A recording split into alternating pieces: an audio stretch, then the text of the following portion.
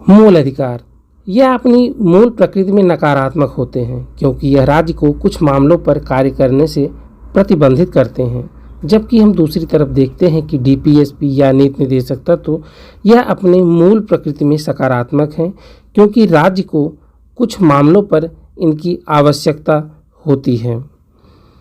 इस प्रकार से हम जब दूसरी तरफ देखते हैं कि मूल अधिकार न्यायोचित होते हैं, इनके हनन पर न्यायालय द्वारा इन्हें लागू करवाया जा सकता है, जबकि दूसरी तरफ नीति निर्देशक तत्व गैर न्यायोचित होते हैं, उन्हें कानूनी रूप से न्यायालय द्वारा लागू नहीं करवाया जा सकता है। फ्रेंड्स, हमारे चैनल को सब्सक्राइब कीजिए, शेयर कीजिए, कमेंट कीजिए। ये हमारी अभी छोटी वीडियो है, हम सब्सक्राइबर या व्यूज़ बढ़ाने के उद्देश्य से हम इसको अपलोड कर रहे हैं। आगे हम और भी बड़ी वीडियो अपलोड करेंगे तो उसमें विस्तृत वर्णन इन सब चीज़ों पर हम करेंगे। तो इस प्रकार से मूल अधिकारों एवं नीति निर्देशक तत्वों के मध्य अंतर को हम स्पष्ट करते हुए हम अगले बिंदु पर चलते हैं।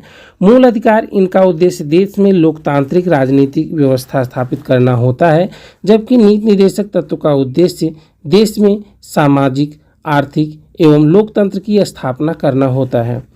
मूल अधिकार राजनीतिक व्यवस्था इसलिए स्थापित करना इसलिए होता है क्योंकि यह मूल अधिकार अमेरिका के संविधान से लिए गए हैं। जब मूल अधिकारों की बात करते हैं तो इनका उद्भव उस समय हुआ जबकि ब्रिटेन में सर्वप्रथम विधि का शासन लागू हुआ, तो महारानी या महाराजा के डर से इनको मूल अधिकार लागू किया गया। मूल अधिकार कानूनी रूप से मान्य है, यह विधि द्वारा प्रवर्तनीय है। इसका मतलब है कि आप कोर्ट में इनके विरुद्ध जा सकते हैं। अगर आपके मूल अधिकारों का उल्लंघन हुआ है तो आप सुप्रीम कोर्ट अनुच्छेद 32 और 227 अनुच्छेद हाई कोर्ट में आप जा सकते हैं। इनका उल्लंघन होने पर आप न्यायालय से इन्हें लागू करवा सकते हैं, जबकि नीति निर्देशक तत्व नैतिक एवं राजनीतिक इनको मान्यता प्राप्त है। इन्हीं के अनुसार ही सरकार अपने शासन में नीतियों का निर्धारण करती है। इसका मतलब जब भी सरकार किसी नीति का निर्माण करेगी तो वो नीति निर्देशक तत्व या डीपीएसपी का पालन जरूर करेगी। मूल अधिकार व्यक्तिगत कल्याण को प्रोत्साहन देते हैं, इस प्रकार ये व्यक्तिगत है। इसका मतलब ये है कि मूल अधिकार में कोई भी व्यक्ति विशेष अगर उसके मूल अधिकारों का हनन होता है तो वो जा सकता है सुप्रीम कोर्ट या हाई कोर्ट में और उपचार प्राप्त कर सकता है, चाहे सरकार के विरुद्ध। इसका मतलब मूल अधिकार सरकार के विरुद्ध होते हैं, जबकि नीति निर्देशक तत्व यह समुदाय के कल्याण को प्रोत्साहित करती है।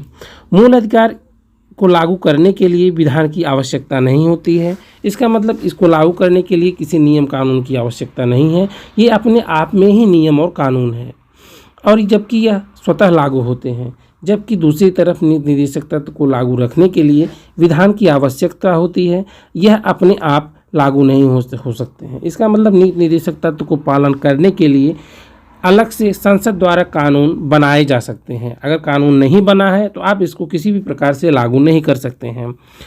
फिर हम आगे देखते हैं कि मूल अधिकारों के विषय में न्यायालय इस बात के लिए सहमत होती है कि किसी भी मूल अधिकार के हनन की विधि को गैर संवैधानिक या अवैध घोषित करे, जबकि नीति निर्देशक तत्व का उल्लंघन करने वाली किसी भी विधि को न्यायालय असंवैधानिक और अवैध घोषित नहीं कर सकती है, यदि इस आधार पर सही ठहराया जा सकता है कि उन्हें नीति निर्देशक तत्वों को प्रभावित करने के लिए लागू किया गया था।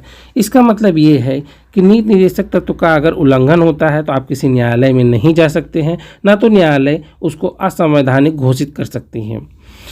आगे देखते हैं नीति निर्देशक तत्व एवं मूल अधिकारों में संतुलन। मिनर्वा मिल्स के मामले जो कि 1980 में आया था, में उच्च न्यायालय ने यह व्यवस्था दी थी कि भारतीय संविधान मूल अधिकारों और निर्देशक तत्वों के बीच संतुलन के रूप में बात करती है। यह आपस में सामाजिक क्रांति के वादे से जुड़ी हुई है।